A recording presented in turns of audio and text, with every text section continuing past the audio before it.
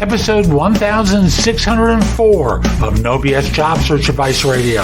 I'm your host, Jeff Altman, the Big Game Hunter, and welcome. Today I'm doing another AMA, another Ask Me Anything. I was experimenting with different platforms, and this one I recorded using one called Be Live, with the eye toward maybe doing a talk show format. I've since decided not to do that. I have another idea I'm working on now. But no matter, I experimented with it, and I hope you find my answers to these questions helpful. And with that, let's just get going so we can get on to the weekend already. So I've got a few questions that I've received from people.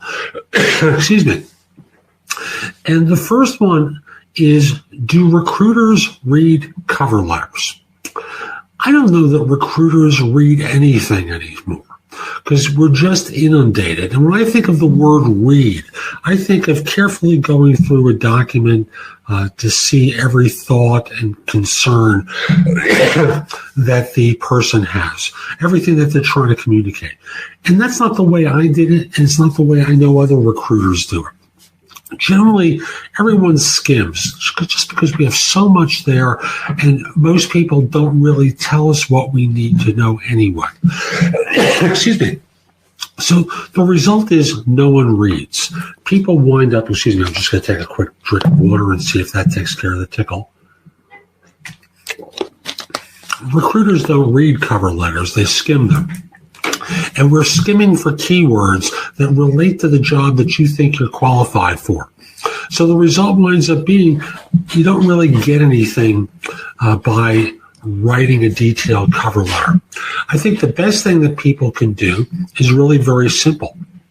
What you do is, number one, I'm going to see if I can do this right. The left-hand column, you put down the requirements of the role and the functionality that's being sought. And then in the other column, in the right-hand column, what you do is indicate how long and how recently you've performed that function or used that particular skill. That's really the ideal way to communicate.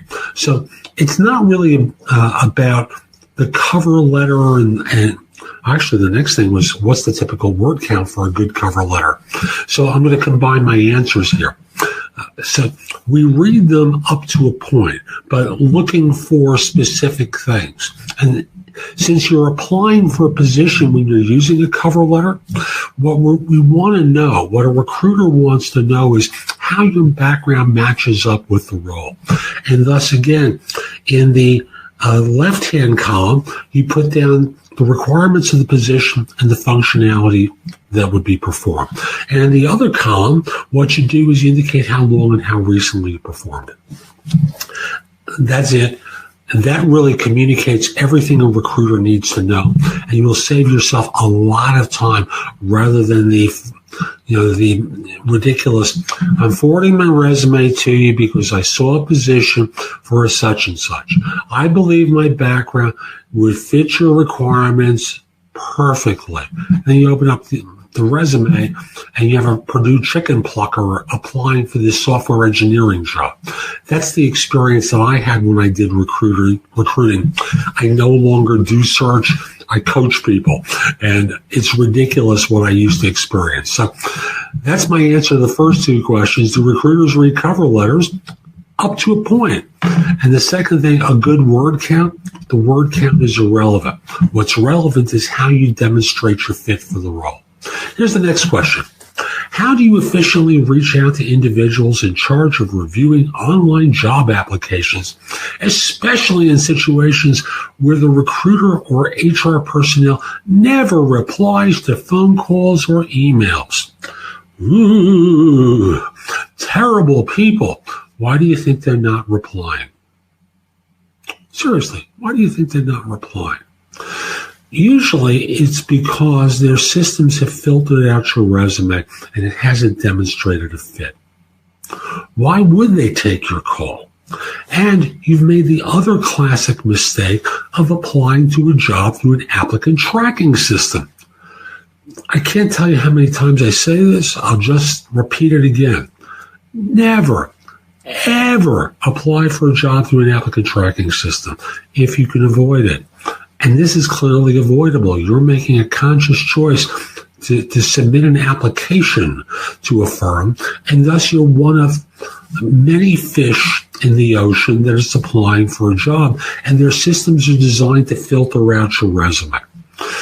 They're not there to talk to everyone. They're there to talk to the best of the ones that appear qualified.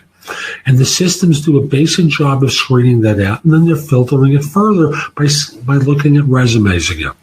So you're dead in the water. You should have gone to the hiring manager directly. Don't know who it is? You can find them. Seriously. You've taken the lazy way of applying for this position. You should have gone to the hiring manager, found someone internally who could direct you, and not to HR, but to the hiring manager for this role. Who's the person who's in charge of such and such? That's the simplest question you could ask the reception. Can't get there? Go to the CIO's office, go to the CMO office, go to the head of the function that you're trying to get a position for. Someone will tell you. Next question. How does a recruitment consultant focus on helping candidates find jobs? Okay. Most are focused on assisting companies finding the right candidate. As a recruitment consultant, how can I assist a job seeker find his/her dream job? God. You're confused about the role of a recruiter. By definition, a recruiter recruits people on behalf of a company. They do not place people in jobs. And as a result, you're not paying them anything. Why should they work for you? I'm going to stick with that line again. You're not paying them anything. Why should they work for you when a client is going to pay them $20, $30, $50, $100,000 a year? Seriously, would you do that? I doubt it. Why do you think they would do it? Do you think they're stupid? You're not stupid. They're not stupid either. Don't be insulting and come up with an amateurish question. Here's the last one for today. Is it legal to recruit on the basis of gender for technical jobs? Okay. Now, in the U.S., and that's the only place I can really answer to, in the U.S., it's not legal to discriminate. However, firms can widen the scope of their search in order to ensure that they are identifying individuals from different diverse populations. And thus, it's not that they're going to favor them, but they're going to take the time to ensure that they explore their candidacy much more fully. And that may take some additional time. So it's not that they can discriminate on the basis of gender to favor women or transgender individuals or people from other definitions of gender. But they may prefer to ensure that they have a diverse population. That's okay. And on the other hand, they may be under a consent decree with the government that requires that they do certain things and thus favor particular people from, I'll call them target groups that are subject to discrimination, groups that the U.S. government has determined have been discriminated against in the past on the basis of gender. So it's not that they can discriminate, it's just that they're allowed to favor people. So that's today's show. I hope you found it helpful, and if you did, here are a few more ways to get more from me. First of all, visit my website, which is thebiggamehunter.us. I have more than 6,000 blog posts there that you can watch, listen to, or read that will help you find your next job.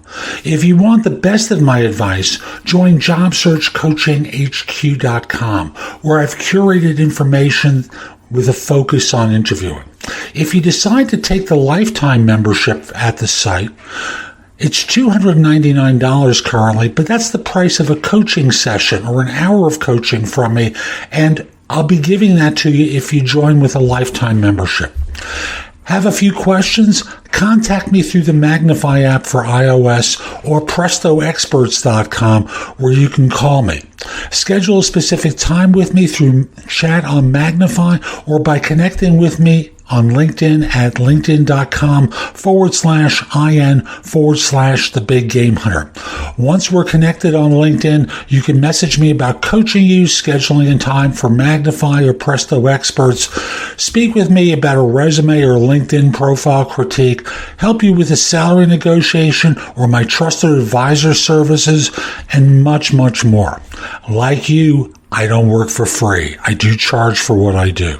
You can take my classes on Skillshare and become a premium member using the link in the show notes and receive 2 months for free instead of just the one that the site offers. Skillshare offers thousands and thousands of courses, not just simply mine, on a host of different subjects that can help you in many different ways. Lastly, join my group on Facebook called Career Angles. It's free to the first 250 people who join and is focused on helping you do better at work. Information is shared daily, and we're attempting to build a supportive group there. Ask to join. I'm not letting recruiters in at this point. So I'll be back tomorrow with more, and in the meantime, I hope you have a great day. Be great!